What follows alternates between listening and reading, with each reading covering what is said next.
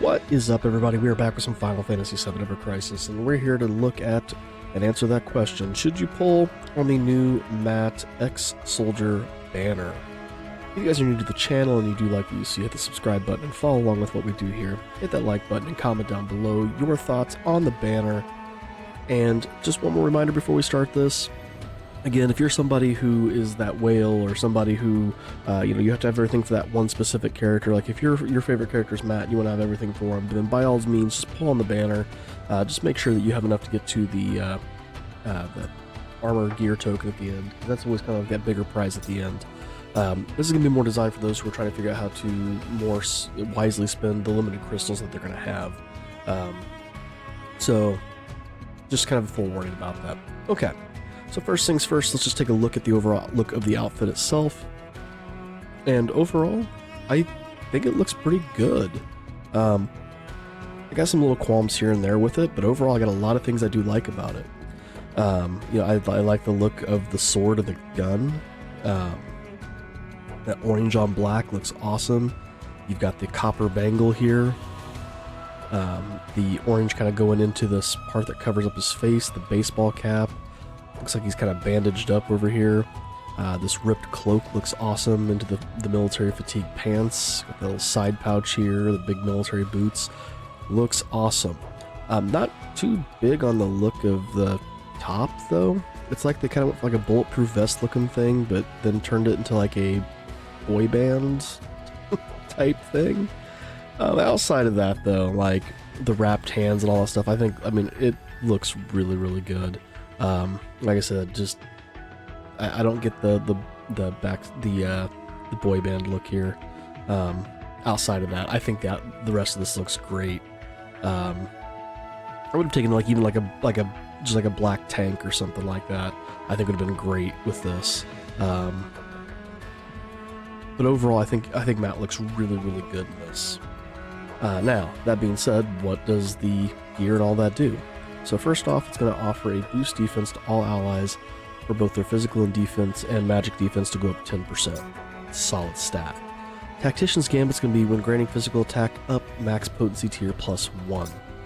So this is something more support geared, and Matt should be a healer. Not that he can't toss out some support type things, don't get me wrong there, but this type of thing is what I would expect to see on a support character. I would expect maybe to see like a heal thing for a healing character. So again, I don't think this is a bad R ability. I just don't think it's that great on Matt. I think this would have been better for somebody like Lucia, being a support character. But I kind of question this one for when it comes to Matt. Alright, that being said, let's take a look at the weapon. So the Desperado Rapier. It's going to offer this is just at base 5-star, it's going to offer a magic heal of 42% to all allies. It's going to be increasing lightning resist and wind resist from low to mid for a total of 20 seconds each.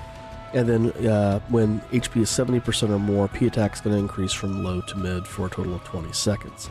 I at least like that all these are on the same timer, so they at least would all fall off together. We do have boost HP and heal for our abilities, and then attack boost 1, heal boost 1, and circle sigil boost 1. How do I feel about this? I don't know how I feel about the attack boost here. Maybe an Asuna All would have been really cool for this. And there's a reason I'll get to that in a little bit. But I bet about the only thing I'd replace there. So if you take this thing up to OB1, what happens? Well, healing potency is going to go up to 50%. Lightning resist, wind resist is still going to stay low to mid for a total of 25 seconds.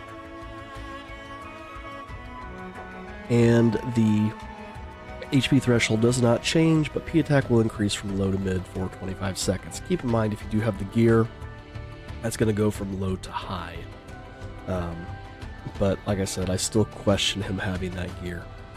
So this is going to provide a boost HP of 42 points. Would you be main-handing this thing? I mean, right now his other big heal weapon would be like the Centipede or the Prime Number. You're going to bring him in for healing, so this in theory, quote-unquote, replaces that, even though when we look at those, come down here to map. If we look at the Centipede, it's going to be offering, you know, up to a 59% heal. It's boosting heal by 62%. It's also increasing PDEF. You get a buff debuff extension. You know, and this is a primary heal weapon. Also, it's at 5 ATB, something to keep in mind there. So, and does it replace that? I don't know. Same thing here when you look at Prime Number, which is going to give a 74% healing potency to all allies, boosting heal and lightning resist. You know, does this replace those, or do you have this in tandem with another one of his weapons? You know, it's kind of a really good question. Like I said, typically you're going to have him healing. You know, you're going to be, so it was lightning resist and wind resist, which when you look at these, like you wouldn't bring this with a Nautilus Spiral, because really, and nothing in theory is going to line up with that. Luminary Sword is another going to be another healing weapon, increasing magic attack, so you wouldn't really bring that with a physical attack increase. You've got the Syringe Rapier, which is increasing MDEF. It also gives a small heal in PDEF, so maybe you could mix it with something like this. I don't know. I think I would main hand this thing if I was using it. So I'm going to look at the stats from that perspective. So that boost heal, or boost HP is at 42 points, so we're at 60% extra to our HP. Boost heal is at 18, so we're getting plus 30%. So that's something to kind of keep in mind. If you do go up to OB6, you're going to see a really big increase here. Magic heal is going to 54% to all allies. That lightning resist and wind resist is going mid to high for 25 seconds. So again, OB6 is usually that sweet spot to get things. And then again, HP 70% or more, the P attack's going to increase from mid to high for 25 seconds. You've got the outfit on as well. That's going to go up to very high. Boost HP is at 54 points, so you're at 1 point shy of 80% more HP. And heal is at 30, so heal is going to get you at that 45%. Again, nice solid spot to be at. And again, if you do decide to go crazy and take it up to OB10, lightning resist is going to be mid to high for 30 seconds. Same with the wind resist. This, and again, I really wish they would start changing this with featured weapons. Not limit weapons, but featured weapons. This HP threshold should drop down to 50% at OB10. And then the P attack would go mid to high for 30 seconds. Really, aside, you get the extra 5 seconds. I don't know if the 5% or 5-second increase is worth, and the 5% extra healing is worth going from OB6 to OB10. If you pull, I would definitely say OB6 is a sweet spot to stop at. But if you do take it to OB10, though, your HP is going to 62 points, so you're at that 80% threshold. You're 3 points away from 90%, but really, you probably don't need to go that extra boost. Heals at 42, 3 points away from 70%. You stack on something like the Centipede with this, and I mean, your healing potency is going to be pretty high. So, nice, solid weapon. And like I said, it kind of rounds out what we saw with Lucia and Glenn in theirs. We do also have Angeal's ultimate weapon there, which now has been featured on three banners. I thought there was another one that was on 2, 4. Just the 4, yeah. So it's been featured on 4 banners now, which is crazy. Like when you look at Cloud's only been 1 banner. OG Sephiroth's is on 2 banners, but yeah, this Angeal weapon has been on 4 banners now. But is this banner worth pulling on? To me, no, but it's not bad. I look at it from the same perspective of I looked at for Lucia's weapon and Glenn's weapon. I'm not sold on the outfit, even though I think the outfits, all 3 of them look great. I'm not sold on the stats that come with them to say I should sink 12 stamps into this banner. For me, these are all wishlistable items, and I would rather wishlist them in a later draw where maybe the gear is going to be something that's a little bit more useful to me, and then hopefully gain it that way. But in the realm of pulling on these banners, especially when you look at the fact that in November we've got the Final Fantasy 13 crossover, in December we've got the Nier Automata crossover, I just don't feel like this is worth pulling on. Some of these things might be good for new players. That Lightning and Wind Resist Up could really help out with the Ramu battle summon and the Odin summon. But it's obviously not required, as people have completed all of those without needing those things. And like I said, I'm not big on these things here, granting an extra tier to something.